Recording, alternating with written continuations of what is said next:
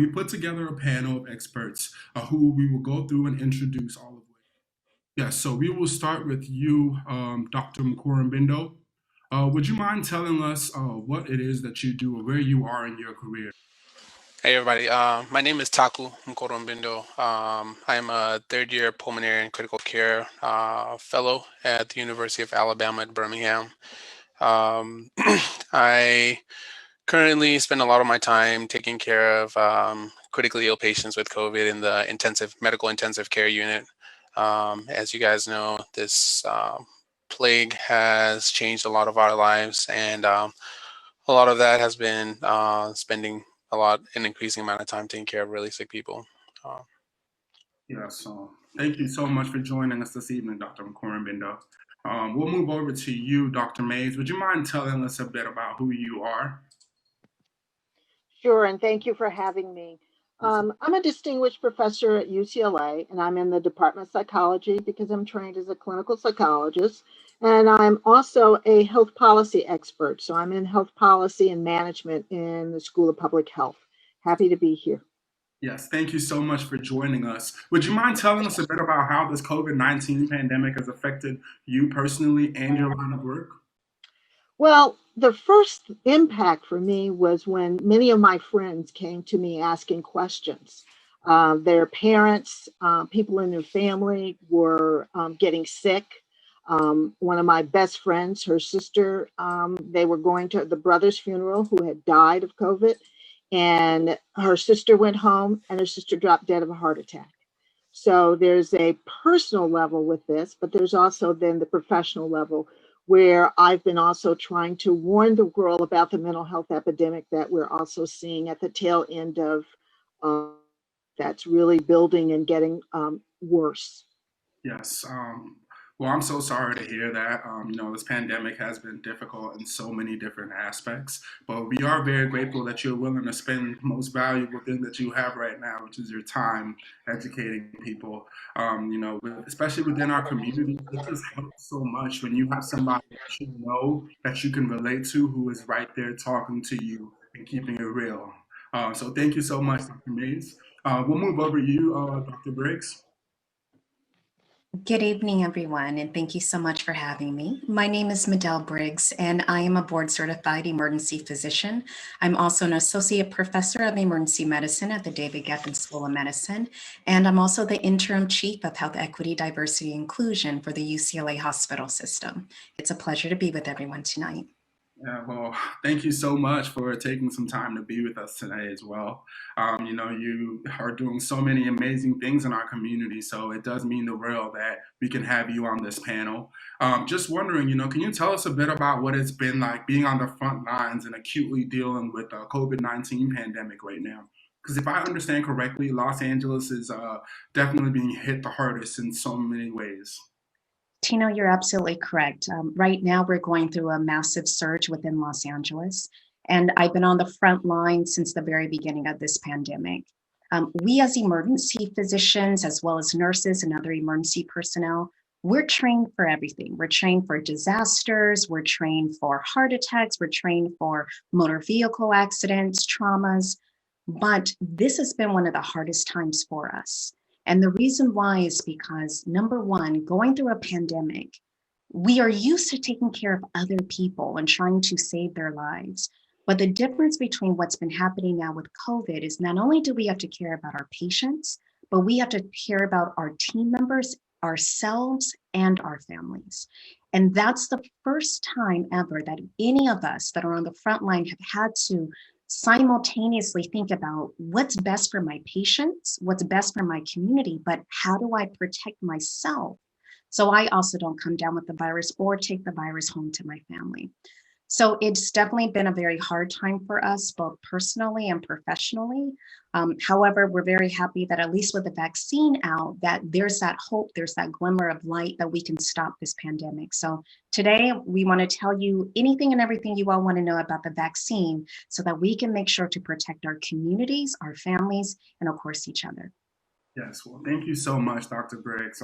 I can only imagine, what it's like to be there day in and day out. And, one of the tough things right now is there's a lot of misinformation that's been out there, and you're having to deal with the effects. People don't really seem to take the pandemic and the virus very seriously, and you have to deal with the effects. So we thank you for your selflessness and for your contribution on a day-to-day basis. And most of all, we thank you for taking some time to be here tonight. And we will finish off with you, Dr. Garner. Would you mind just introducing yourself? Absolutely. So thank you for inviting me here today to speak. I'm Dr. Rna Garner. I am a clinical microbiologist and an associate professor in the Department of Pathology and Laboratory Medicine at UCLA. And it has been my clinical microbiology laboratory that has performed all of the testing, the COVID-19 testing for the pandemic for the UCLA health system. At this point, we've performed over 250,000 COVID-19 tests with the 100 or so staff that I have in my laboratory fighting this disease. Thank you so much for taking some time. That is truly incredible, but also quite sad that it has to be this way. And, your staff was probably, when they signed up to work with you, they weren't expecting to have to deal with this. So can you tell us a bit about the other side? What has it been like for you, and how has this pandemic affected you? Yeah, absolutely. I come from a big family, right? My dad has 11 brothers and sisters. My mom has 9 brothers and sisters. And a lot of us are in healthcare. A lot of us are spread all around the country. And what's been fascinating to me is as we've watched this pandemic move around, right? Like right now, LA is the epicenter, but I'm from Milwaukee. And for a long time, Milwaukee was doing fine and people weren't wearing masks. And I kept telling my family, look, even though it appears now, this is coming for us. This is coming for us. My family in Dallas, my family in Shreveport. So really, as my family has had COVID-19 again and again and again, I've just been on the Zoom, on the phone, talking to them individually, telling them about quarantine, just trying to keep my family safe. As Dr. Briggs mentioned, we work in this and we fight this, but it's also just an integral part of all of our lives at this point. Yeah. Well, thank you again for your contribution and your willingness to advocate for people. Again, to everyone who's tuning in and listening, no one on this panel is being compensated for their time. I know that has been something that's been spread around, and we just want to reiterate the fact that we're not here to tell you what to do. We're here to educate you so you can make the best decision that you feel you can do for yourself and for your family and for your neighbors. And we're going to go ahead and introduce our moderator, Ethan. Would you mind go ahead and introducing yourself? Hello, everyone. I'm Ethan Osias. I'm a third-year medical student at UCLA David Geffen School of Medicine. I've had the pleasure of learning directly from Dr. Garner, an amazing teacher. And I've also met Dr. Briggs as well at one of her lectures. I'm currently rotating at the Olive View Community Hospital in Sylmar, California, just a little bit outside of LA City proper. I'm on my internal medicine rotation. So far I've been pretty, I won't say isolated, but kind of not directly seeing COVID in action in the hospitals. That is no longer the case. Just in my 2 days, I've already seen multiple patients, not seen myself, but had on my team multiple patients with COVID, as well as a couple patients who unfortunately passed away. So I'm starting to see firsthand really the extent of what's going on. But yeah, I'm here to be your moderator today. I'm here to ask the tough questions, but really I'm here to have a conversation, hopefully help some of these questions that I know I've had and many of my friends and family have had get answered. All right, and so as we proceed to the Q&A portion of this, some people have submitted some questions, and we're going to go ahead and let Ethan take the lead, and he's going to ask some of those questions. And we ask that you guys, pay attention as these things are going on. We're going to try our best to cover those things, and then the things that we don't cover, we'll be going through the chat boxes and making sure that we ask those questions so you have access to everything you need. If you need more information about the work that we're doing, you can visit greaterinfluence.org. And if you would like to contribute, there is an opportunity to contribute on the website directly. But again, my name is Tino Mkorombindo. It's a pleasure to have you all here tonight. And thank you all to everyone who's joining us. So we've kind of already got started a little bit talking about the impact of COVID. But one thing that I've kind of heard around and some people submitted a question about was, is COVID really that bad? Like, we know that there's all this fear and all these things going on and going around, but is it really that bad if you're not older with health conditions, etc.? Can you guys maybe speak to if whether or not COVID is really being blown out of proportion? Maybe Dr. Briggs or Dr. McCormick-Bindo? So I'm happy to jump in there. COVID is that bad, without a doubt. And I personally have had people within my circles who have died. And unfortunately, I have seen countless people die. There's been a lot of misinformation out there. There's been a lot of just lack of truth out there. And to put it in perspective about COVID, let's just compare it to your standard flu, right? So your standard flu virus. On average, in our country alone, we normally see about 50,000 people that may potentially die from flu each year. You know how many people have died from COVID in 10 months alone? 408,000 people have died from COVID. And those that have not died from COVID, there's a large percentage of people that have had COVID that go on to have problems with their brains, with their hearts, with their lungs.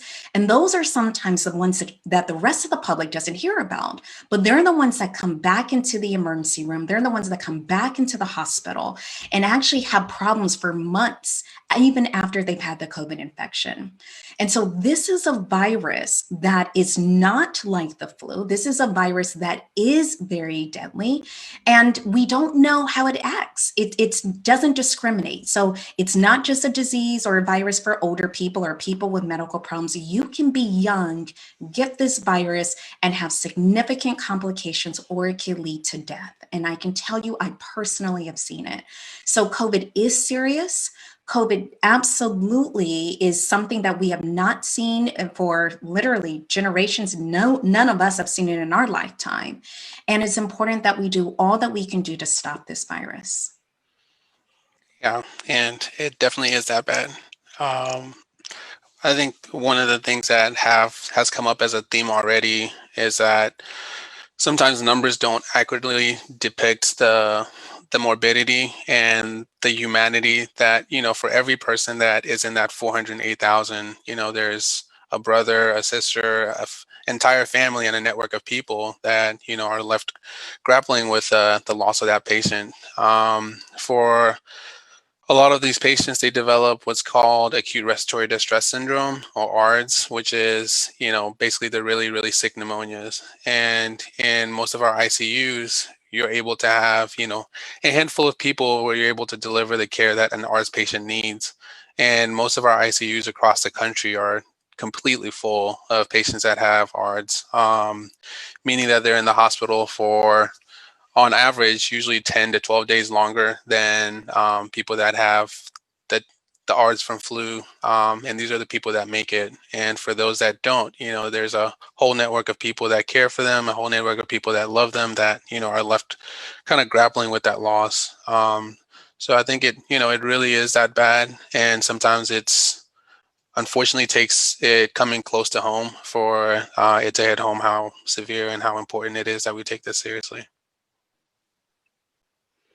So I'm definitely hearing. Can I add something here? And that is, I want to pick up on what was just being said, is we have deaths that occur that are very specific to COVID.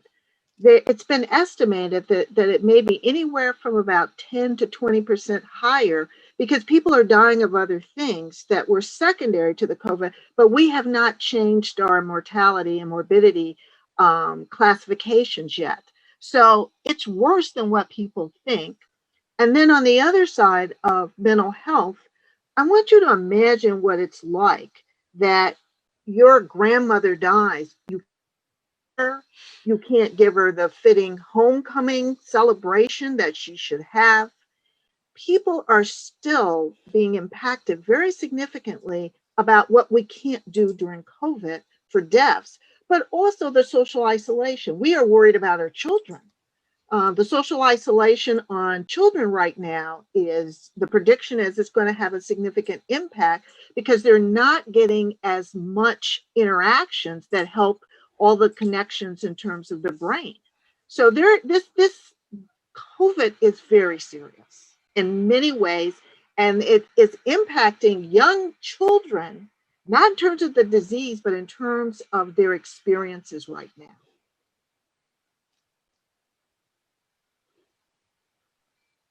Thank you so much for those responses. So I'm definitely hearing that it is very serious.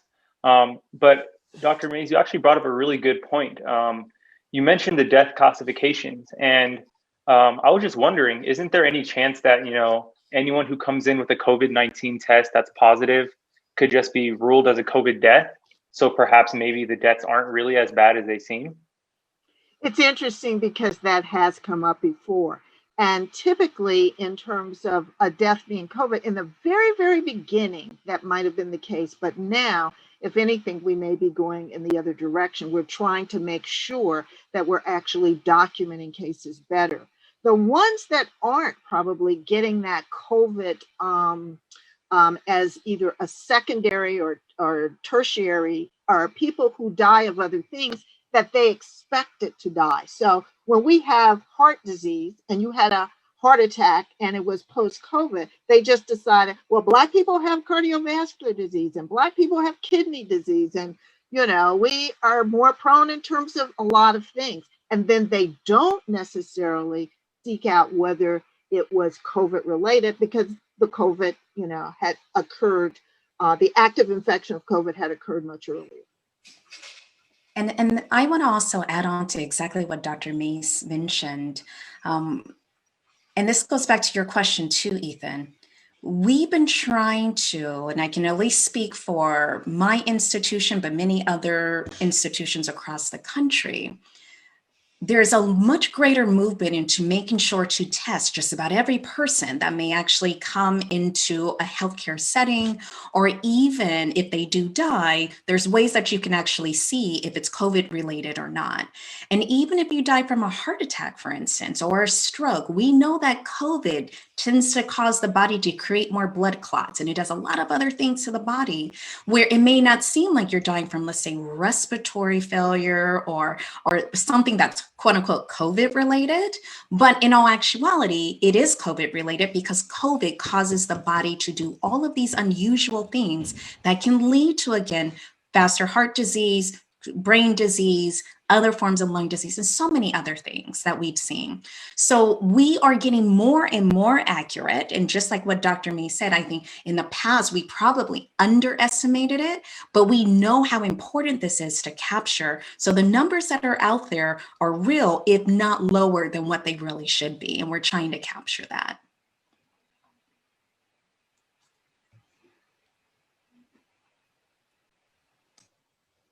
Thank you for that response. That definitely helps clear up a little bit of that confusion that I personally had about, you know, how accurate are these numbers that we're seeing. I know that Dr. Mays, you mentioned that Black people sometimes die, or Black people die at higher rate from diseases like heart disease, things like that. Are Black people dying more frequently from COVID? On a national level, what we see is that Black Americans are 3 times more likely in comparison to whites to die from COVID. So the answer is yes. I think So, go ahead. Even before like the statistics became as well documented as they are now about how this is a pervasive issue in our community, anecdotally, you know, you would see a lot of people that look like you know, come into the ER with these problems, coming into the ICU, where there would be several beds of, you know, brown and Black people that, you know, people of minority groups that are succumbing to this infection. So it is definitely affecting us a lot more. We know there's a lot of research about how the disparities of in healthcare and just systemic racism, things like that, are causing some of these issues. Could one of you maybe speak to how that may be at work here in COVID? Sure, I'm happy to speak about that. So one of the things that we've realized, and especially with some of these higher numbers of both infections, hospitalizations, and deaths within the Black community, the Latino community, and our Indigenous communities, is that it's not just like one factor. There's several different social factors that are falling into this. Number one, there's exposure. There's a higher percentage of people of color that are essential workers. They're the ones that keep our overall society running, right? So that means whether it is transportation workers, our frontline and service workers, and therefore there's been a higher exposure rate that's just because of their occupations. In addition, one of the things that plays a direct role is that, especially within our lower income communities, there's a differences in terms of the environment also. So for instance, higher housing density, multi-generational families, potentially lack of transportation, and therefore there's a lot more public transportation, which again raises your exposure. And then that's on top of what we already know in terms of access to care. And so if you're living in a community that doesn't have as much health services, meaning you don't have as much access to see a doctor, to get tested, and then even if you are tested, can you isolate appropriately in your own home? So there's so many different social factors, and Dr. Mays is an expert on this too, so I know she has a lot of other items to add in. But there's so many social determinants that play a direct role in terms of the higher rates that we're seeing of both infections, hospitalizations, and deaths among communities of color, and especially among low-income communities of color. I'll just add a few things because, I've heard people ask that question and then kind of be a little fatal about, well, if there's racism in the world and I don't have resources, I'm going to get it. And actually, what you need to do is be thoughtful and to be active about, making sure that you're taking precautions. So, for example, what you often find in Black communities is the housing is more dense. You also find that, for example, when you go to a grocery store, well, think about that density. Choose, if you can, to do things in a way in which you minimize that exposure. So the exposure is greater. But I think what happens, we've got to work smarter and harder at minimizing the exposure. We also have to learn about the wearing of masks. I have seen people wear masks every way but the right way. So I want people in our community to understand it's fashionable to wear, there's some really, nice masks out there, and that you need to think about having a mask that, if you can, 2 to 3 ply, wearing it, properly so that it's covering your face, and realize you're protecting you and someone else. And if you don't want to think about like the someone else, think about you and your family. So yes, we do have these greater exposures, but it just means we work harder at staying alive because we need the community to all be, fully present in order for particularly our children to do well. They need parents, they need mentors. So yeah, I've heard that question, but I don't want people to feel like, well, oh, it's racism. It is, but just let's be smarter and more efficient.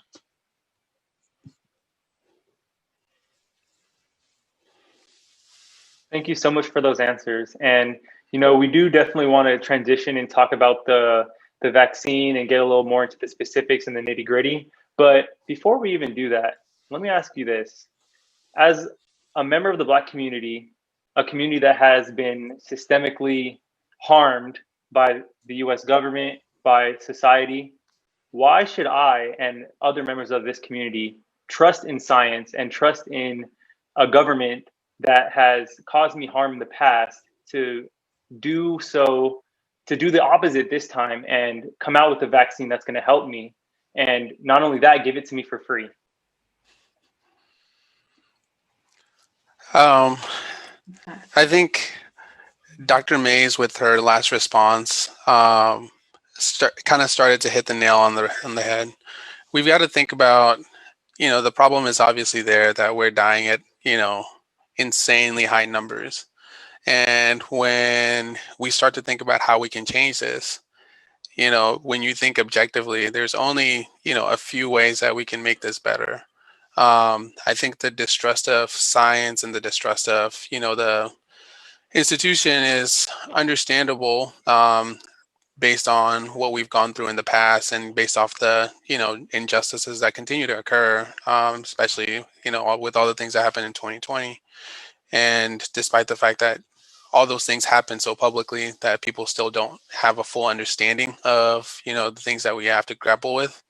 But we can't, complain about the vaccine or the drugs not being targeted to Black people, but at the same time not be participants in the studies.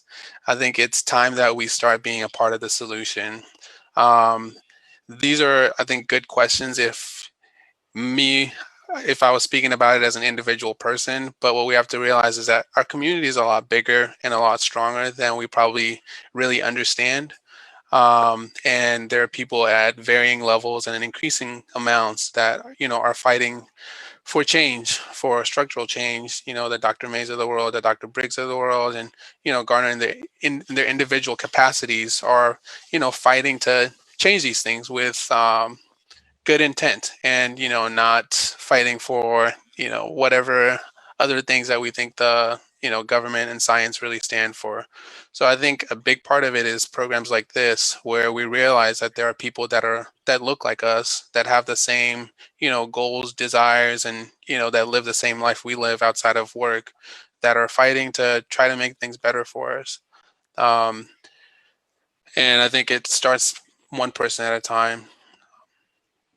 Yeah, I can't agree more. I completely echo every single thing that you mentioned. And the truth is, there's a lot of unethical events and treatment of our people in this country. There's a history of it.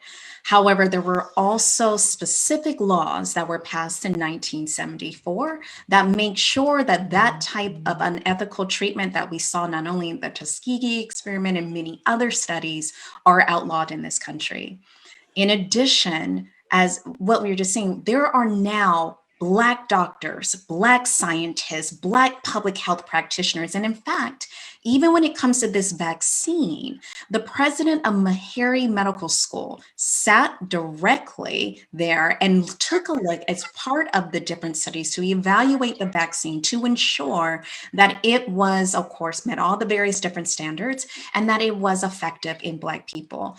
The National Medical Association has approved this vaccine. And of course, that is the national organization of Black physicians in this country that have continued to be advocates to make sure that health inequities are decreased and that Black people's health is well taken care of.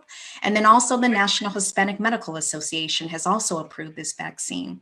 So there gets to a point where we can't continue to hold back and potentially cause even greater harm to ourselves and our communities when there are people that we are of the community and which we have fought really hard and continue to fight hard for the health of our people. And so that's when we have to think about where are we going to go next? There is the historical piece that we should never forget about, but where do we go next? And how do we want to make sure our people continue to flourish, continue to be healthy, and continue to get stronger together?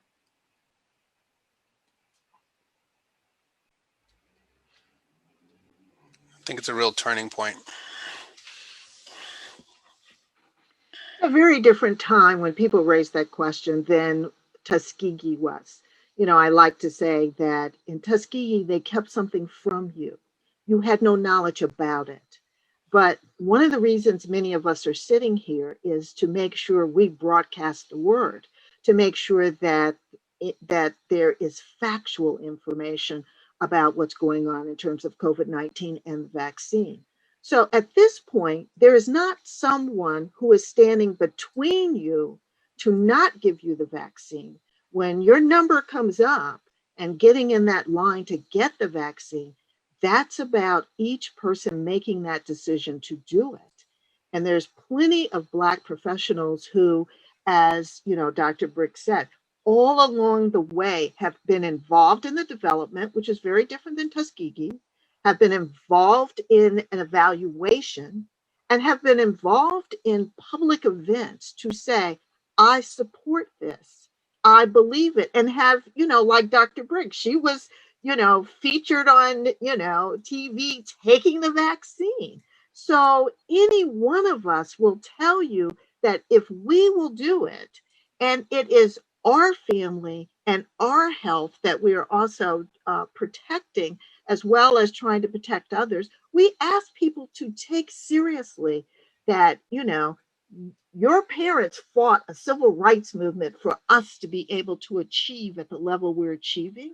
So we ask you, please respect what your parents fought for us to be able to do, because we are at the tables of decision makers. Make a strong case. Thank you for those words. So why don't we start talking about the vaccine a little bit? Maybe Dr. Garner, can you maybe tell us a little bit about the COVID-19 vaccines, the mRNA vaccine, maybe what's in the vaccine? What are we working with here?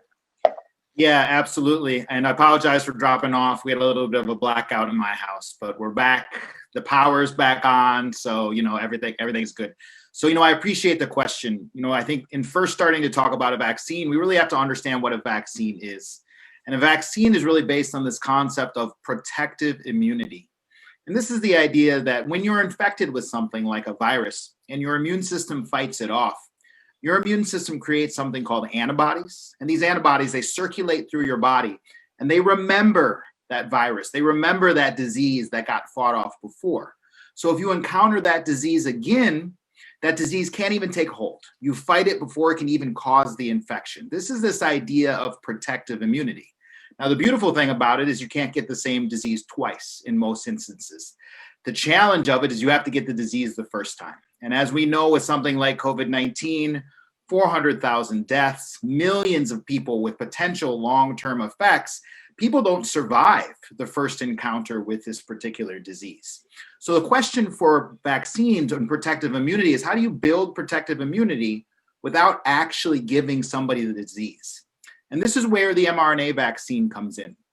So the concept here is, instead of exposing somebody to the entire disease, you actually expose someone to just a small portion of the disease, right? You expose somebody to a small portion of the virus.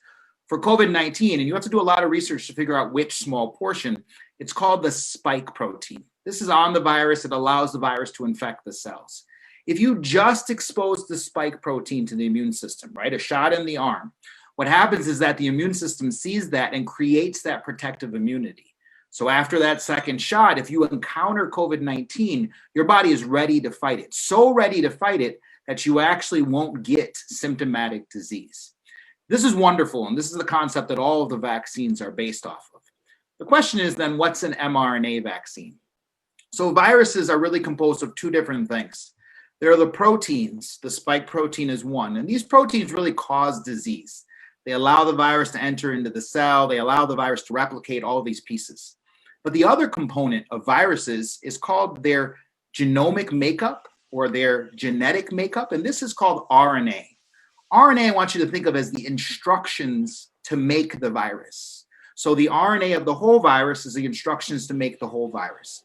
Now, the mRNA vaccine itself is just the instruction to make the spike protein.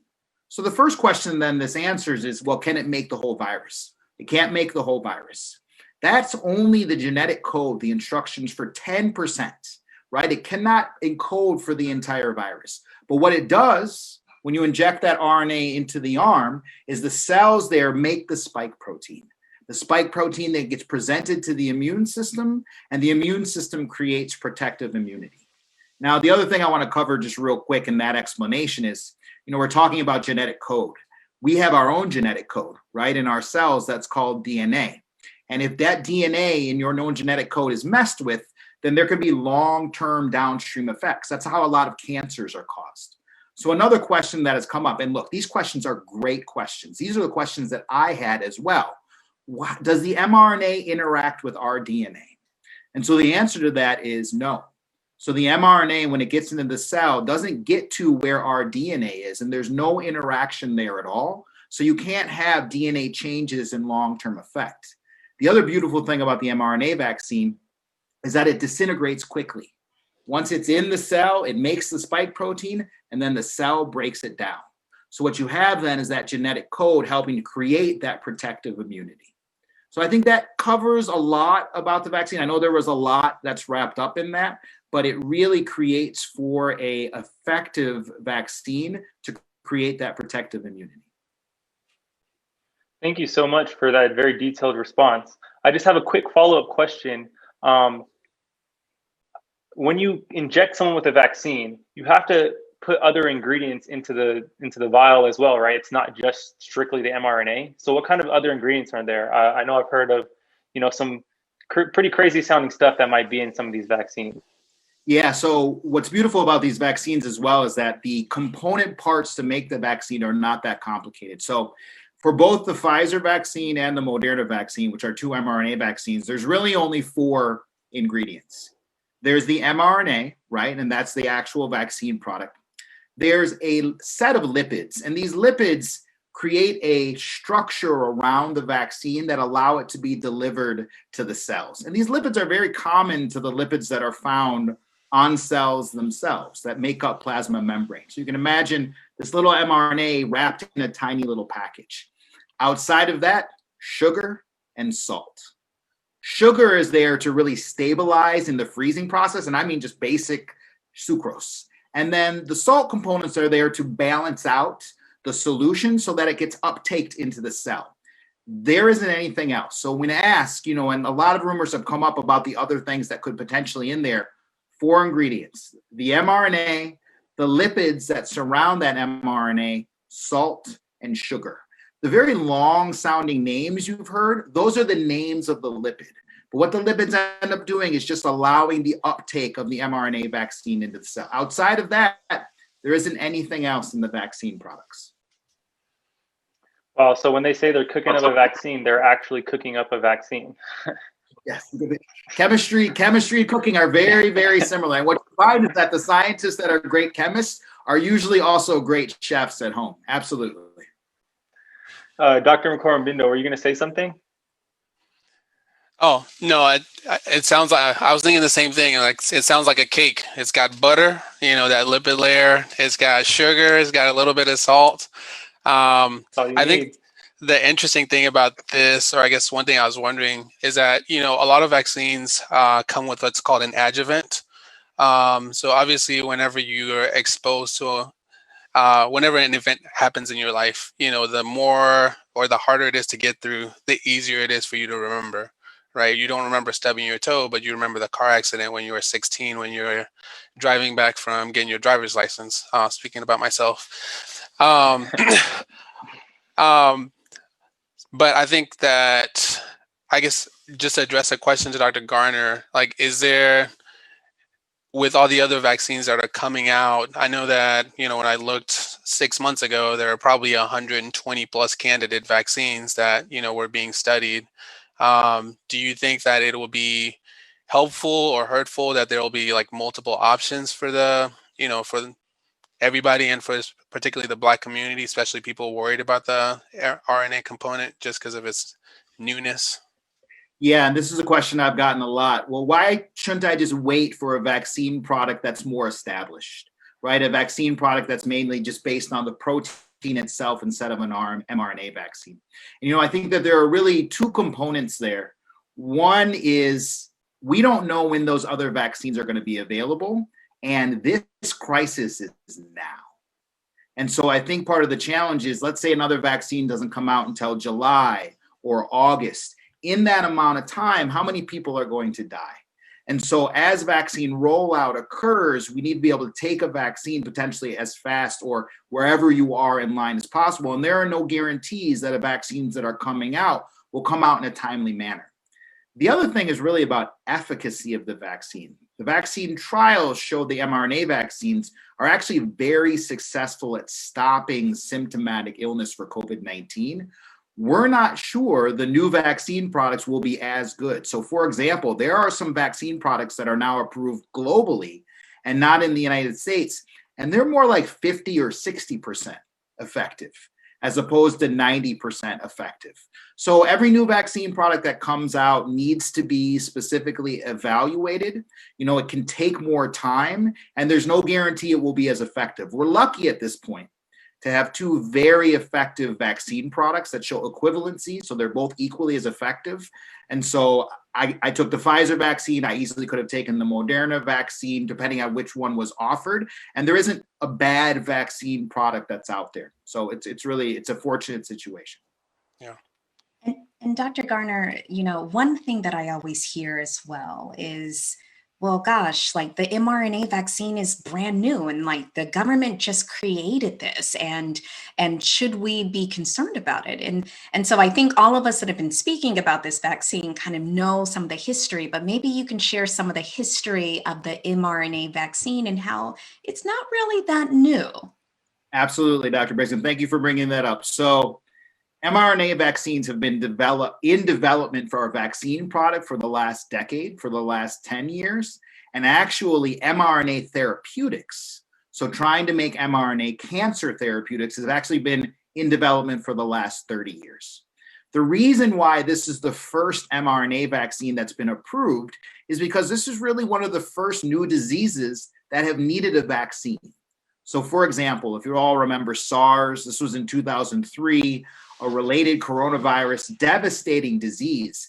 There was the development and early trials of an mRNA vaccine at that time. This was in 2003, but SARS went away.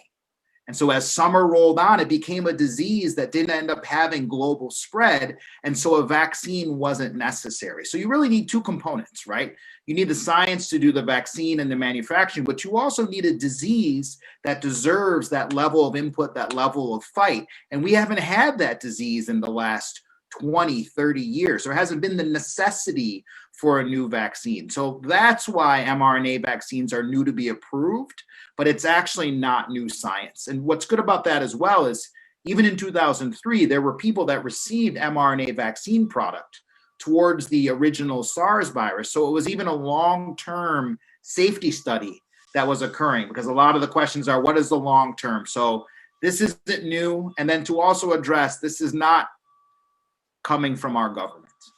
And so in that setting, this is a private, public, shared enterprise. And so there are multiple global companies that have worked on these two vaccines, in addition to, of course, support from the National Institutes of Health. And, as we were sort of mentioning Black scientists, so Dr. Kizzy Corbett, who works at the NIH, she's a Black scientist who was part of the very early in vitro animal studies for this particular vaccine and has been integral working on it all the way through. So it's just another medical breakthrough brought about by Black people. And as you look into almost any area of medicine, you see that over and over and over again. I think his point to it being a breakthrough cannot be we cannot say it louder. For the flu vaccine, which is very effective, we expect 50 to 60% efficacy, or is what we're used to. So these numbers are astounding, right? When people ask, why just 90 or why 95 and, why not 100, it's like somebody that hasn't been to your school or doesn't know the rigor of, or doesn't have, an understanding of how groundbreaking this really is, and how it advances, just the study of vaccines and science and, all this in general. That's a very good analogy. Thank you. And thank you for that breakdown, Dr. Garner. We actually have a couple follow-up questions from the audience. The first one is, what in our body is actually preventing the RNA from getting to our DNA and altering it? And also, can I take this if I have allergies? Like, what if I'm allergic to penicillin or sulfur, common allergies like that? So I'll start with the RNA DNA question and then pass to my clinical colleagues for the allergy question. So for the RNA DNA, so when you look at your own cells and your own cells that make up your body, they actually enclose the DNA inside an area of the cell called the nucleus. And this is an area that keeps the rest of things at bay because your DNA is so precious. What's fascinating about the mRNA vaccine is the mRNA vaccine, that RNA never enters where the DNA is. And so it's actually physically excluded from that particular area. And it's that physical exclusion that protects the DNA. So you could be confident that there isn't any interaction there between that small piece of genetic code RNA for the spike protein and the large, complicated genetic code or instructions that's held within your DNA.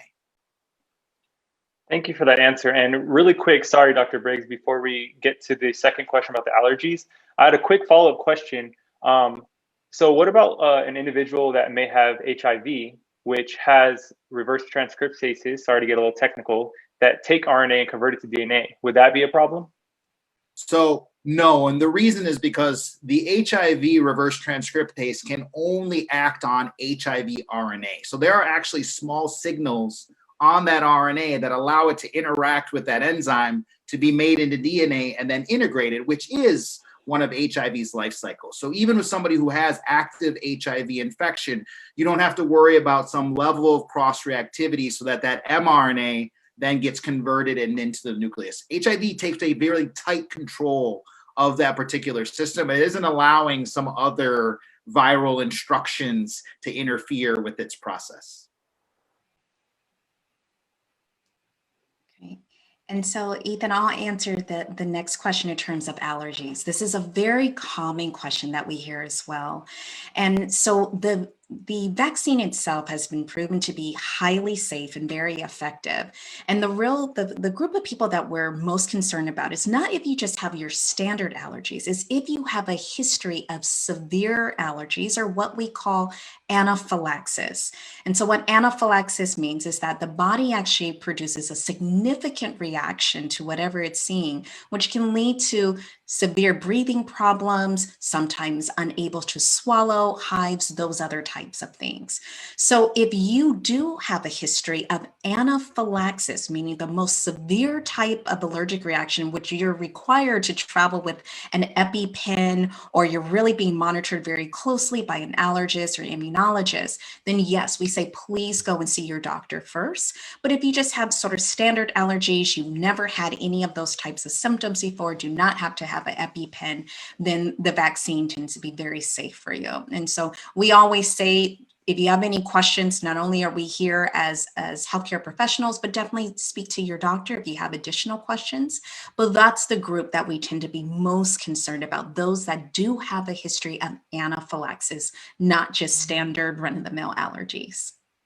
Yeah, I see. Is there anyone else besides people with severe allergies that may want to wait to take the vaccine?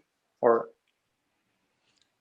I mean, I guess the population that was excluded from clinical trials, which would be children under 16, or I think another thing that's important to note is that the things that people worry about often, are eggs and like latex and other preservatives. And the 2 vaccines that are currently approved, they, were pretty intentional, like Dr. Garner said, to make the ingredients as, simple as possible and to minimize that risk.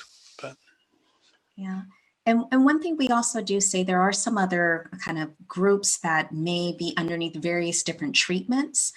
For instance, sometimes we think about our transplant patient populations or others as well that may have a very low immune system and they're underneath very close physician care.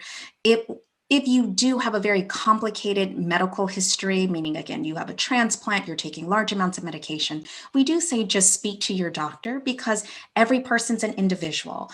But if you do not have some of those different types of conditions, there have been several different groups of people that were involved in these studies with medical problems like heart problems, high blood pressure, lung problems, and the vaccine was proven to be safe and still very effective for them. The other group of population that people tend to have a lot of questions about is if you're pregnant or if you're breastfeeding.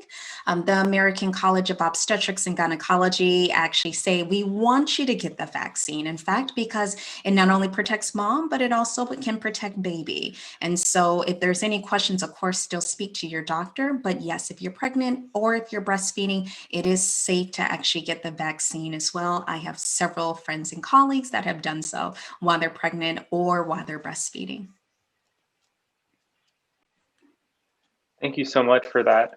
So how about this? What if I already got COVID? Am I maybe immune now? Just like, chicken pox, if I get chicken pox, I'm not going to get it again.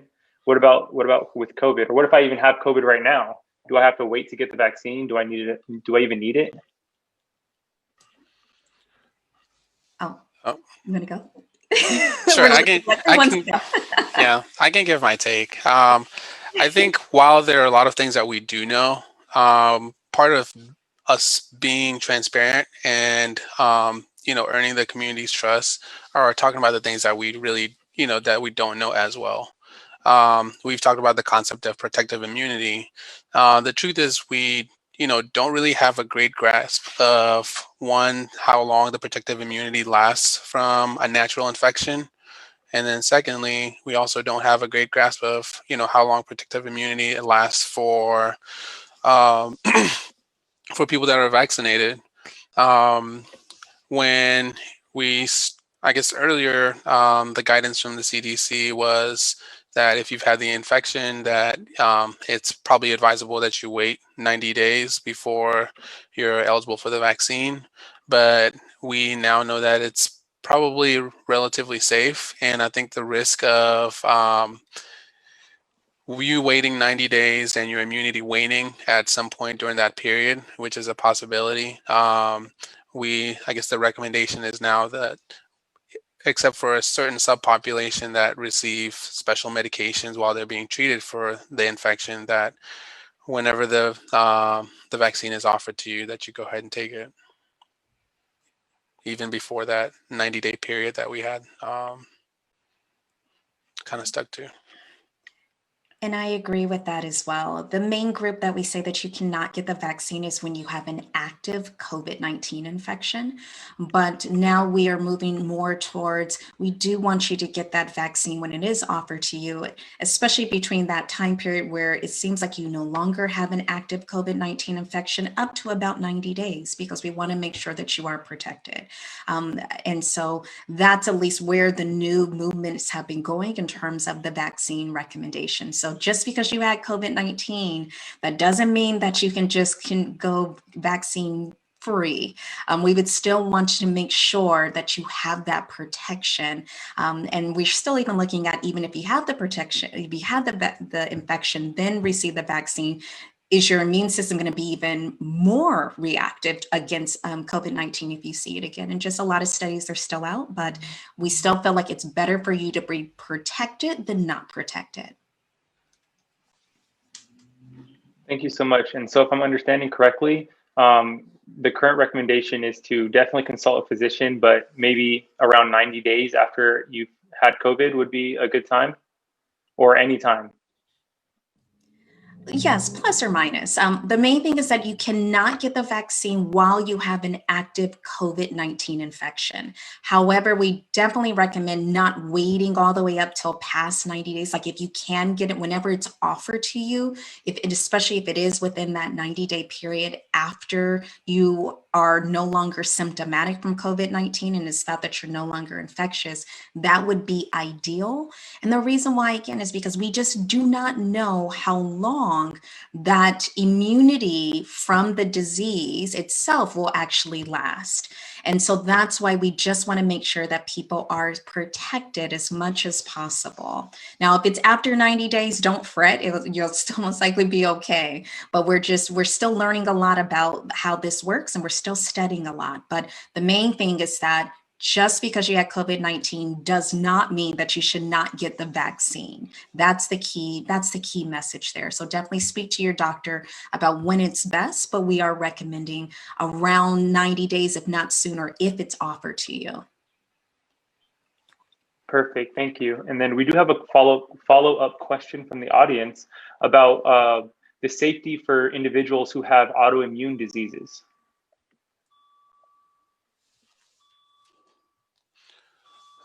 I think that's probably one that you would have to consult with your personal physician, because autoimmune diseases are a pretty big spectrum and include a wide array of people. But those are actually some of the people that we would want to get vaccinated earlier just because of the higher risk of severe COVID infection. That makes sense. So I do know that there's a few vaccines out there, two of the main ones being Moderna and Pfizer. Is there any difference between those? Should I be trying to get one or the other? I guess I'll start, and I let one of the clinical colleagues handle kind of the trial differences, which were there weren't very many trial differences. From a component perspective, the mRNA vaccines are very similar. I think if you talk to Pfizer or Moderna, they'll go off at length on how they're different. But honestly, these are very, very, they all still have the same 4 ingredients. And so, I think that from that perspective, from what's it made out of and how it works, what it's made out of and how it works is exactly the same. I will say the clinical trial data was very, very similar, 94% efficacious. But yeah, I'll let my colleagues sort of expand on that. They're pretty much the same. So, I mean, honestly, they're just exactly what Dr. Garner said, even from a clinical standpoint. The studies, the trials, they produce just about the same type of results. We have this similar composition of the people that were in the trials. The only difference from us, even from a clinical standpoint, one has to be frozen at a different temperature, but other than that, they're pretty much the same. The only difference though between Pfizer and Moderna is that for Pfizer, of course, we recommend for you to get the second shot 3 weeks later, while Moderna, we recommend that you get the second shot 4 weeks later. And this is of course based on the clinical trials. But if you go somewhere and someone's like, hey, you're gonna get the Moderna shot, say, yay, that sounds perfect. And if you go and they say you're gonna get the Pfizer, that's perfect as well. And especially both of the vaccines were proven to be very safe and highly effective in Black people and other people of color as well. So they're pretty much the same. Yeah, I think the trials were great. Like she said, they're pretty similar. They did a really good job, including people that have like of different and variant backgrounds. I kind of alluded at the difficulty of getting people that have distrusted the system to be involved in clinical trials. They showed pretty significant efficacy overall, and then efficacy in people that are elderly, which sometimes something that you want to kind of pay attention to. One of the things that I guess really hurt, the respect for doctors and science in this pandemic was just the amount of literature that came out, quote unquote literature, that wasn't, well done and well studied. And but these two trials, or at least the way these two have come out, are, in what you want your clinical trial to be. Like they did everything the very right way. So when you get to 70,000 people that get studied in a phase 3 trial, you've gone through a lot of hard work from people like Dr. Garner, and a lot of hard work from people like Dr. M.S.H.S to get people involved in these trials. In the initial phase 1 and phase 2 trials, and then a lot of work and attention with a lot of regulatory kind of checkpoints. So there are a lot of people that were looking at the way these studies were structured, whether we call them endpoints, or the things that they were looking at, whether those were the right things to look at, whether these are things that actually help us as far as like predicting the disease, as opposed to endpoints that might increase the likelihood of it being positive and putting more money in somebody's pocket.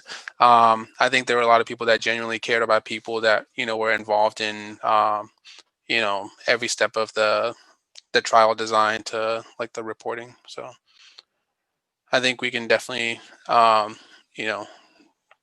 a lot of good here. Awesome, thank you. And so real quick before we transition to talking a little bit more about the safety and what to expect from the vaccines, Dr. Briggs mentioned the time between the first and second doses of the Moderna and Pfizer, which I'm team Moderna, by the way.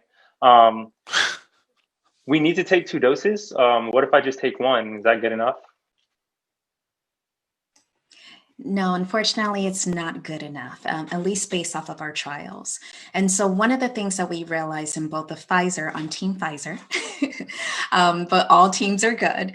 And so, one of the things that we realized about the both of the different vaccines and the trials is that first dose that definitely improves your immune system. And what Dr. Garner mentioned, it produces those antibodies to identify the virus if it does come to try to invade your body, but it's not at the near the level that we need it to be. So on average, it's about 50 to 55%. So it's something, but the trials then gave the second dose because then it's another boost to your system, which will then get you up to the 94 to 95% effectiveness that we really want it to be. So that's the reason why we do 2 doses based off of the clinical trials, because that will get your immune system up to where it should be in terms of that really high effectiveness that we need in order to stop the virus from causing that illness that we're trying to prevent and, of course, death.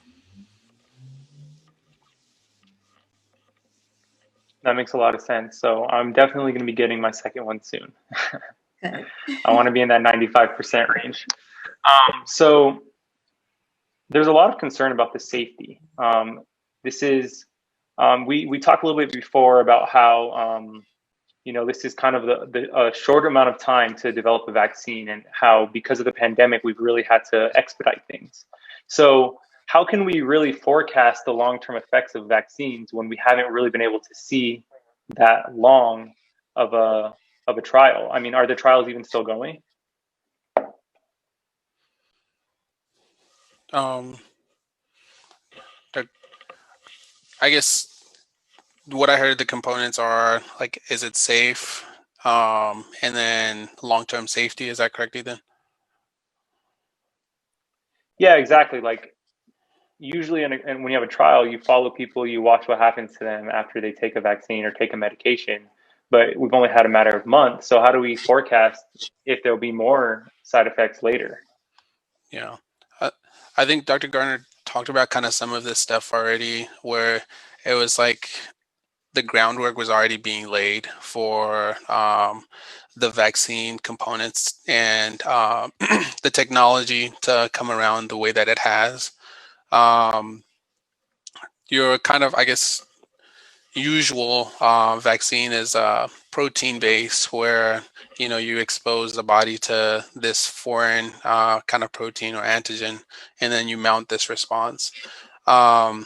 And I guess the beauty of, which probably some of those vaccines are coming, but the beauty of the mRNA is that one, it's safe just because it's probably the least stable of any similar molecule, right? It's similar to a post-it note, where it's pretty easy to kind of shred up and discard, and the body treats it like it's a post-it note, so it doesn't really last long.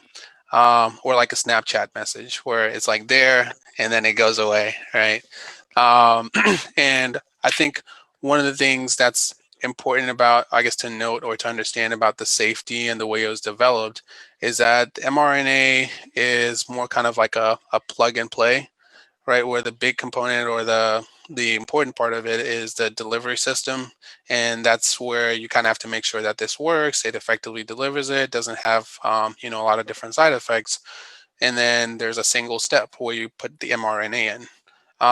With protein vaccines, you have to make sure that the structure is, a certain way, and the science of making sure that you have the right protein in the right configuration and the way that it can be delivered takes a lot of steps, and has to be approved by the FDA at every single one of those different steps. So there are a lot of steps that, cutting straight to, instead of us making the protein outside of the body, creating in a way that the body itself creates the protein in a configuration that is useful. One, saves time as far as the approval process. Number two, probably not the best name, but the Operation Warp Speed that kind of worked to eliminate at least some of the manufacturing components of what takes a vaccine long to go from production um, to delivery, are things that I guess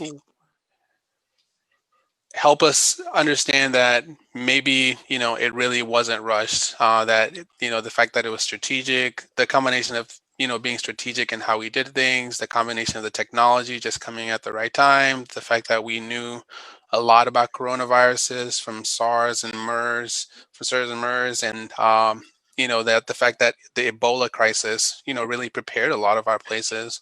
As a fellow at UAB, there's still people, there's an Ebola ward or a unit, and people that were trained in that and, knew how to do kind of PPE and had already thought about, and there were institutional plans for how to do these things.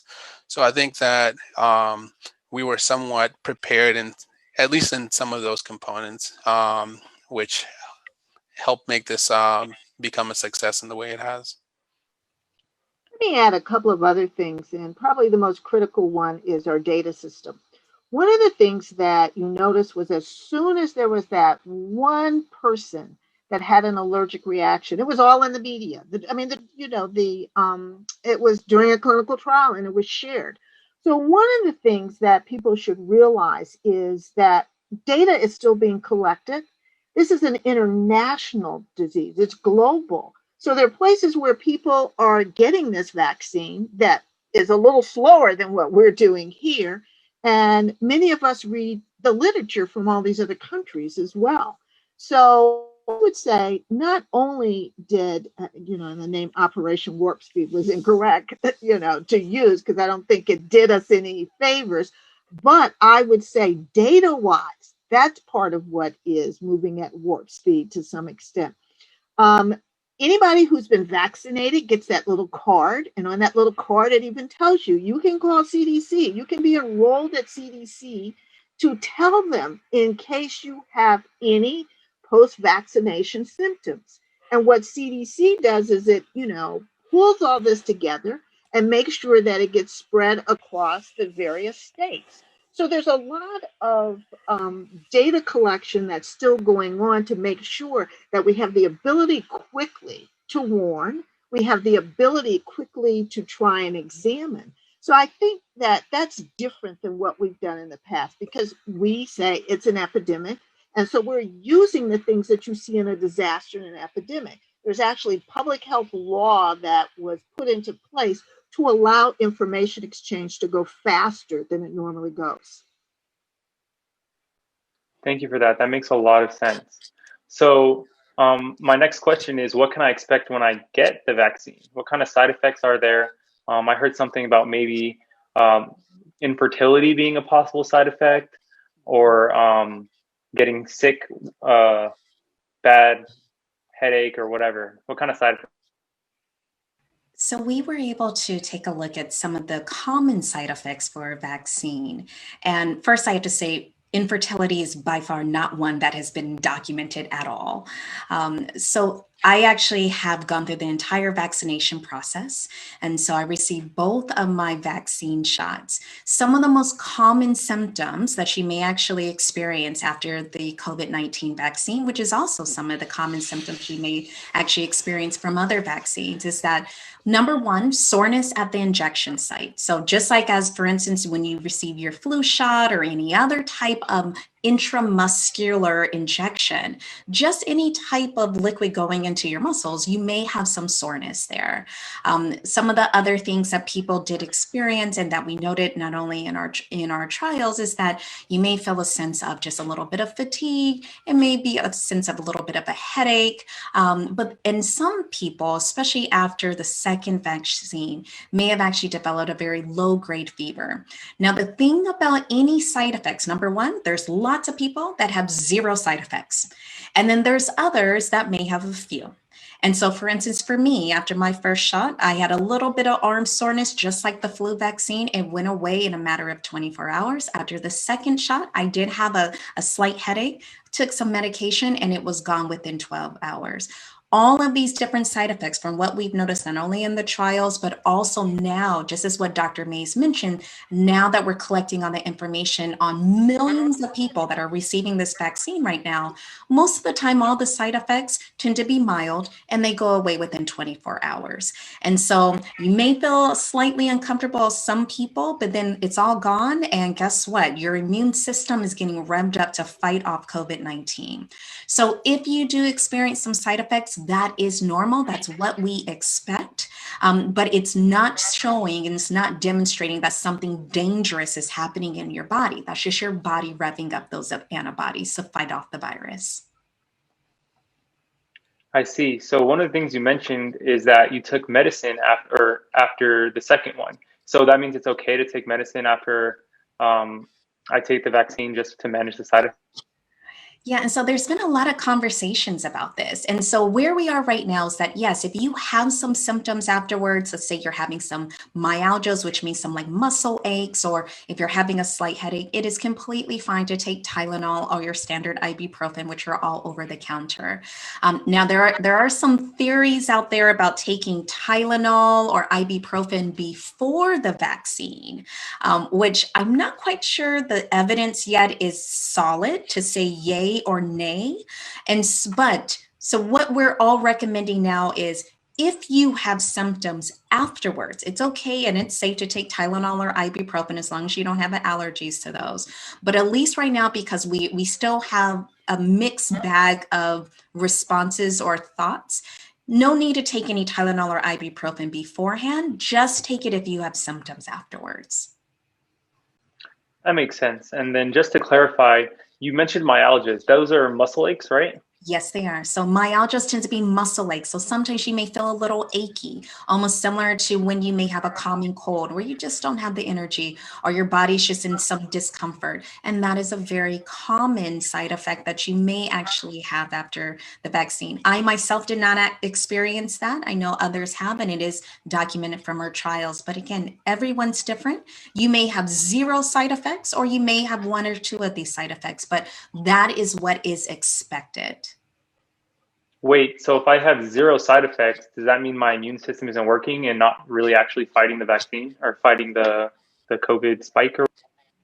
I was hoping you would ask that question, Ethan. So even if you don't have any side effects, that does not mean that the vaccine is not doing its job.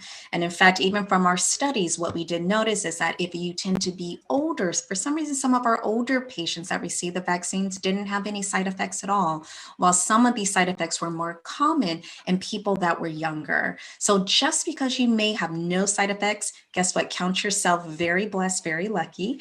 But the vaccine is still working and doing its job. Excellent, excellent. So right now it sounds like I take my first dose, I take my second dose, and then I'm scot-free, right? I can go back to business as usual?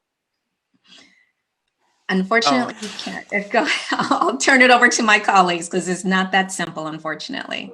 Yeah, I think it probably like segues into the discussion about the variants and all the stuff that's come out in the news about the different strains. I think unfortunately it's the nature of viruses that they mutate and they change. And I don't know if Dr. Garner wants to drop some additional knowledge on us about how or why these mutants are important, or how we go from here. Yeah, I'll just, briefly, because the variants are all in the news. We all have this new language around viruses, variants, and South African variant and the UK variant. And so, this starts that all viruses will change over time. And the unfortunate reality is the more people are infected, the more opportunity there is for the virus to change. But there's a natural level of change to the viruses. Some viruses mutate very fast. One reason why you have to get a flu shot every single year is because basically it's a brand new flu that next year. That protective immunity that you built from the vaccine doesn't work anymore because the vaccine antibodies no longer represent the new flu that comes around. So then the question with COVID is, are we going to see the same thing, right? Can COVID change enough so that that spike protein that's made that makes that antibodies no longer work? it's a hot button question as we're trying to vaccinate everybody, and there's still so much infection that these variants are coming up. Scientists are on top of this. And so what happens is that you can do an experiment where you take that variant and you put it in a dish with some cells, and that virus will infect those cells. Then you take the antibodies that are made from either one of the vaccines and you put that into that dish. If it still blocks, if it still stops that virus from infecting those cells, then that vaccine is still going to work. But if you find something called an escape mutant, a vaccine escape mutant, this is a virus that is now changed enough that the antibodies won't block it anymore. Now it's time for a new vaccine. So what you can be confident is that those variants that come up, they're all being tested in this way. And that data comes out to be able to see whether or not we need a new vaccine. The challenge right now is getting everybody vaccinated. The challenge isn't necessarily changing the vaccine product. Because as we've learned with flu, once you have a vaccine, changing it in a small way to fight a new variant is actually much easier than creating the vaccine in the first place. So while I'll give you the confidence that, we don't know whether or not it's going to change enough to be able to make the vaccine not work anymore, if it does, the next vaccine product will have that. But because it doesn't change as fast as the flu, the hope is that if we can bring down the overall amount of infection, stop so many people from being infected with this virus, suddenly there aren't new variants. And if there aren't new variants, your vaccine product will continue to work. Dr. Garner, can you talk about one other thing, and that is when people get vaccinated, they think that right afterwards that it's okay, that they're at that, even when we say for the dose 1, it's about 50%, there's a time period. So can you talk a little bit about the time period for 1, and then what happens even when you get your second shot? Because I want people to stay protected and do what the 3 public health things we've been asking them to do, even when they've been vaccinated. Can you help us? Yeah, absolutely. And this also gets to what the vaccine protects against, what we know and what we maybe don't know yet. Don't know. So the first idea is how long to build that protective immunity. Your immune system is smart, but it isn't exactly fast. So as we talked about before, you have to get infected with something to build that protective immunity. And it can take weeks to months after that infection for that immunity to build. Same is true about something like a vaccine, right? You're building antibodies, and this takes time. It's not something that's instantaneous. And so as Dr. Briggs pointed out in the studies, you really start measuring after that second dose. We also do some similar experiments in the laboratory where you take people's antibodies as they're being made week after week and see how effective they are at fighting the virus. And what you find is that become more and more effective over time. So first dose, they can stop that virus from infecting a little bit. After time, after second dose, that's when you start to get 100% blocking. So your immune system is actually learning. It's changing as it develops this protective immunity to make it more and more efficient. And we got to hit 100% efficiency before we can actually show it can fight that particular virus. So, it really is a good amount of time before that actually happens. Dr. Mays, there was another point as well. That you had asked? Remind me. No, that's good. I just wanted to keep Mask up. Wash your hands.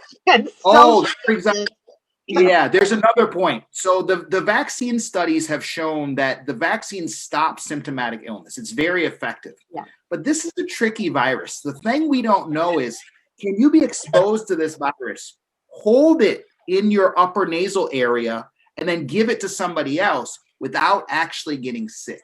And this is a very key thing we don't know yet. This is why once you get the vaccine, even if you are fully vaccinated, you need to continue our public health measures. So I think about my dad a lot through this process. He's 81. He lives in the Milwaukee area. I just want him to get vaccinated. I'm like, you need to stay in the house, all the things that he's doing. I can't go visit him just because I'm vaccinated, because I can't know if I'm going to bring some of the virus with me to him. So it's really, I have to wait for him to get vaccinated. So in that setting, just because you're vaccinated, we need to keep our masks on. Now, these studies are ongoing, right? There is a trial to measure whether or not somebody who has the vaccine can actually hold their virus up in sort of their nasal cavity and spread it. So within the next few months, we hope to learn more and more about the level of protection with the vaccine. And only then can we start to potentially think about adjusting our public health measures. So please, social distance, as Dr. Mason pointed out, social distancing, wearing the mask with the vaccine, it doesn't change our behavior.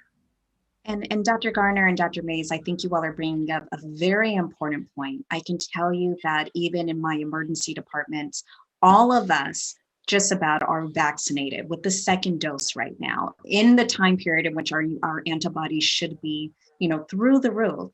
But all of us still wear masks in the emergency department for the exact reasons that Dr. Garner mentioned.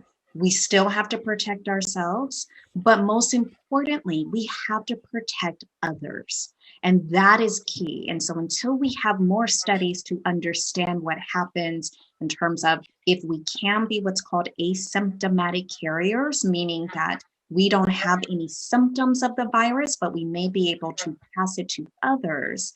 Until we have the results of that, it is incredibly important that we still continue to wear masks, wash hands, socially distance, and encourage more vaccinations. Because this isn't just about us as individuals anymore. This is about the community. This is about our entire country right now. And so we all have to play that, our role and our part in that. That makes a lot of sense. I'm sorry. I was just going to ask, I have a question, I guess, for my own curiosity, really for Dr. Gardner. So I'm from Zimbabwe, and we're on the southern tip of Africa, right above South Africa. And, the two variants or variants of concern or whatever the terminology is, that South African variant has really, since January, there are reports from like family members or people that we know from our community where on a daily basis people are losing like loved ones, and like what is it about these two, or I guess right now the popular variants, because I remember reading back in April when it was still the Wuhan virus for some people, where there were all these different plots where there were thousands and thousands of different variants, or mutations at this point or mutations at that point. Is it that this is increasing the replication of these particular strains, or is it that they have more like a number of mutations that make it like difficult for the immune system to evade? But I don't know, I guess, do you care to comment on the little bit that we know, as obviously this is kind of evolving, like some of the things that people are hypothesizing about what makes these kind of unique and what makes them special? Yeah, absolutely. And this is some work we're actually doing in my lab right now. We're doing some variant testing, some sequencing testing on some of the more deadly infections that we've had at UCLA to ask this question: are there changes in that particular virus variant strain that could lead to these challenges? So without diving too deep into the virology, there's a couple of ways that you can make a virus more dangerous through mutation. One is you make it faster, right? And this is what potentially can lead to more and more people being infected. Lots of different ways to make it faster. Maybe it infects those cells. So a small change in the spike protein will allow it to be more efficient at entering a cell. Another way is maybe its replication cycle inside the cell is sped up. So you have various mutations that are there that maybe allow for this. The challenge with a brand new virus, and look, COVID-19, nobody knew this virus even existed before December, is that we don't have a history of research with this virus. So if you compare it to something like HIV, which we've been studying for years and years, we know how different mutations in HIV can have clinical outcomes in patients, especially around treatment. With COVID-19, this is just in its infancy. So the challenge of the question that you're asking is that we are just behind from a research perspective. The scientists that are in the middle of trying to figure those questions out are the same scientists that are in the middle of trying to create diagnostics to, be able to, so all of fighting this particular surge, this particular virus, potentially makes it so that we can't answer these other questions. And then again, this variant is brand new. So you have to do so much experimentation to be able to answer that question. Yeah. I think sort of, you can spend all the time on the science answering the question, but you don't want to spend so much that recognizing when a virus appears to be more contagious, appears to have a higher morbidity, mortality, and fighting it from a public health perspective can actually precede a lot of the science that's there. So ongoing questions, and people are going to spend their careers asking those particular questions because we have to be ready for COVID-25. I hate to sit here and say that this is our last pandemic. It's not. And if you call SARS COVID-3 and MERS COVID-12, now we have a COVID-19. There isn't another reason to not expect that we're going to continue to have these challenges with coronaviruses. So it makes the research critically important to answer the questions that you're asking, not only to fight this particular disease, but also to get ready for the next disease. Yeah. When I got vaccinated, I was so ready to go back out and play soccer. That's something that, I grew up in Southern California. I actually grew up down the street from Ethan, back when he had short hair and no beard and all this stuff. But I guess just understanding that us masking and doing, washing hands and listening to our public health professionals are, the fastest way to get rid of it, right? So the longer it's out there, the more mutants are gonna, pop up, and the more virulent or more deadly it's gonna continue to become. I know I don't intend to take over, Ethan, but it's just a great opportunity with everybody, all these experts. I keep hearing the concept of herd immunity. Dr. Mays, I don't know if you or Dr. Briggs or Dr. Garner would care to comment on, what that really means, and if that's something that's attainable, or what, we should know about that term. I think I can, but I think Dr. Garner is probably better at this. Sure. Oh, you just got a sign. Yeah. So herd immunity is this understanding that in order to fight a virus from a public health perspective, meaning everybody, you have to achieve a population that's immune to that virus. And then, the number is usually around 70, 80%. So, what does that mean? So to me, I like to think about it kind of, if I've got a room full of 100 people and 80 of those people are protected from a disease that comes in, then when that disease comes into that room, it's going to be hard for that disease to take hold, right? Whereas if 100 people can be affected, that first person that disease hits can actually contract that disease. So herd immunity is this concept of how do we get to that 70 or 80% threshold?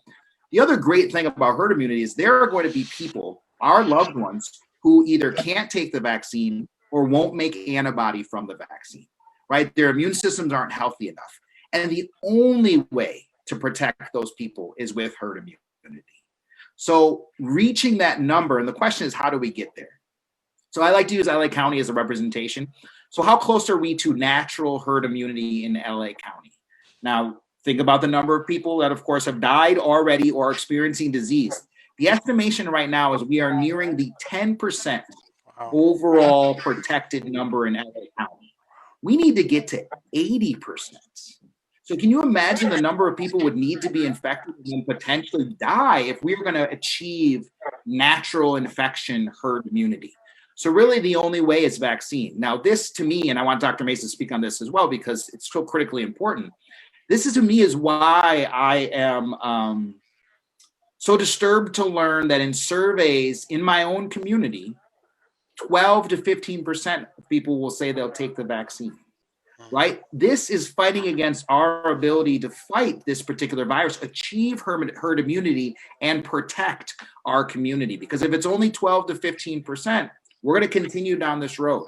Everyone's tired of the surges. Everyone's tired of the infection. But this is what will continue to happen until we actually hit that 70 to 80% mark.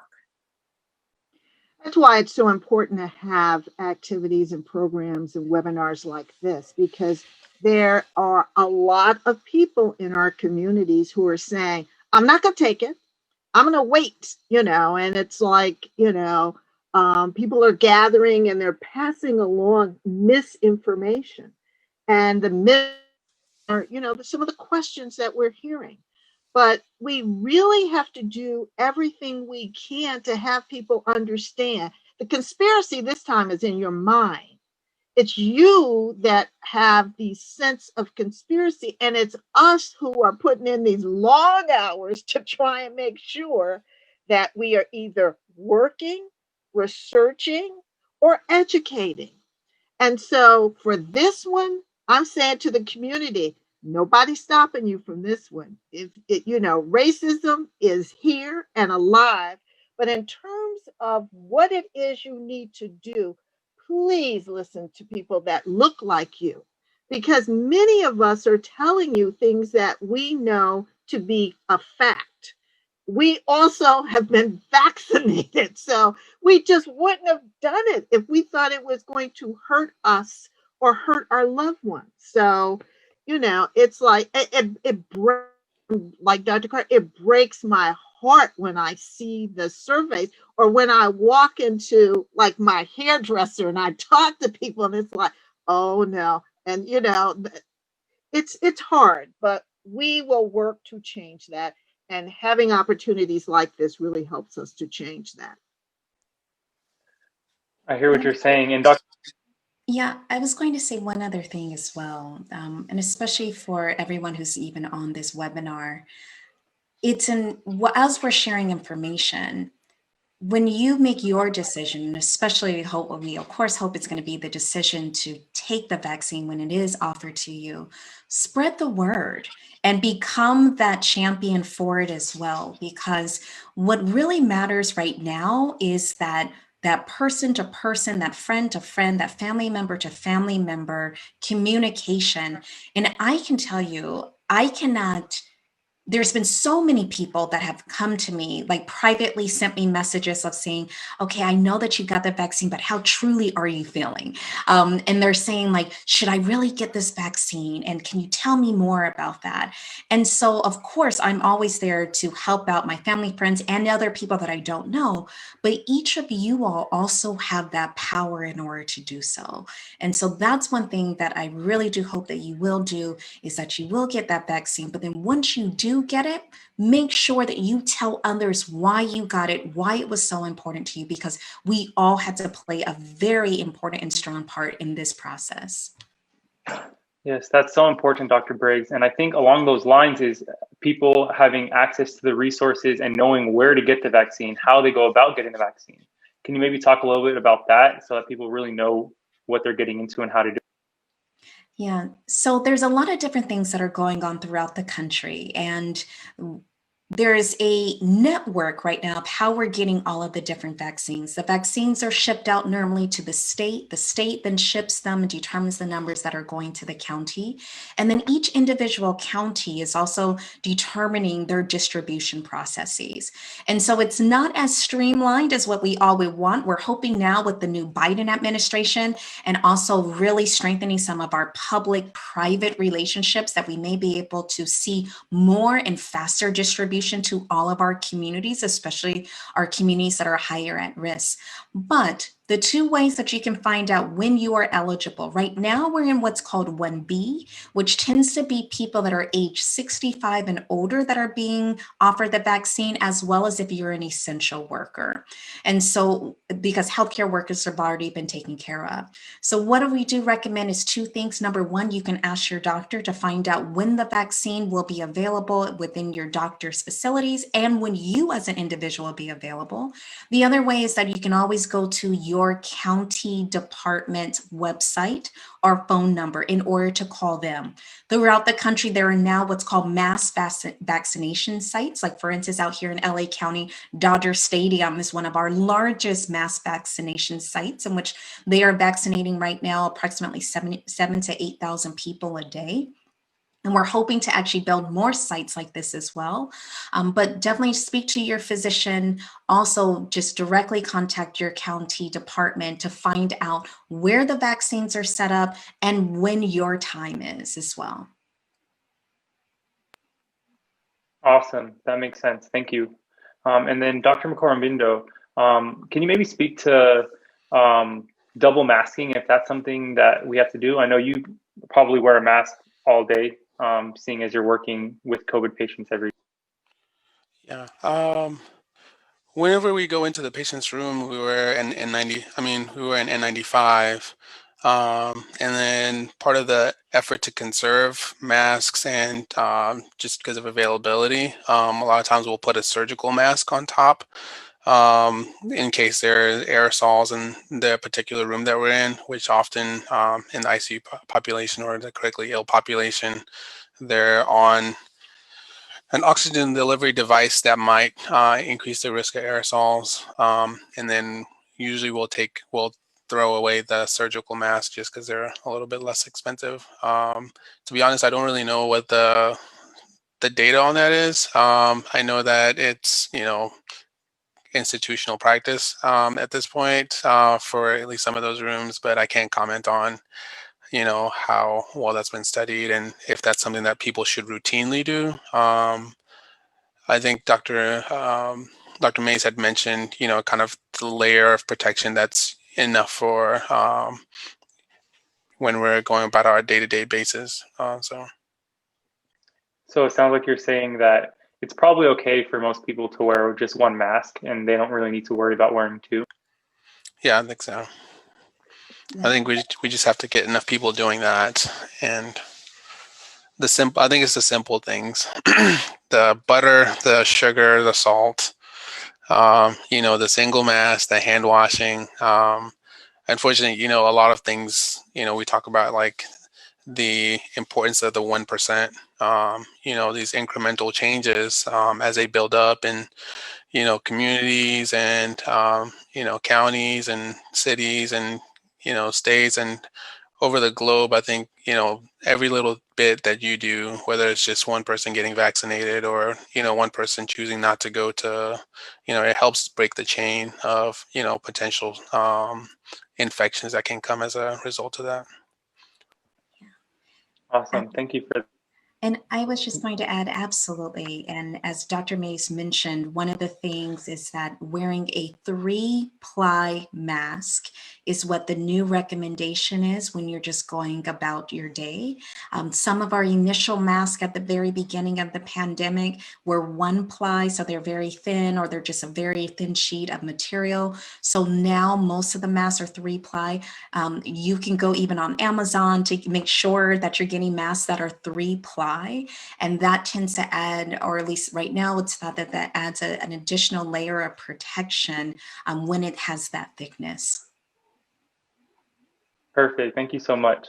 So I know we're running low on time, so I do have one last question.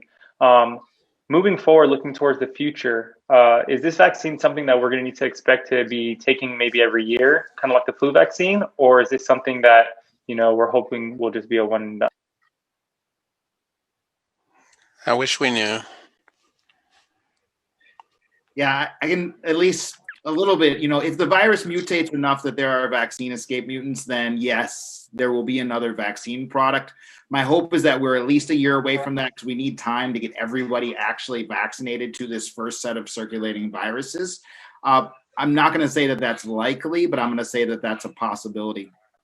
The other question is really, how long do antibodies last? And this is variable in vaccine technology. So if you look at the measles vaccine, you get the measles vaccine when you're 1 year old, and it basically protects you for life. You have protective immunity all the way through.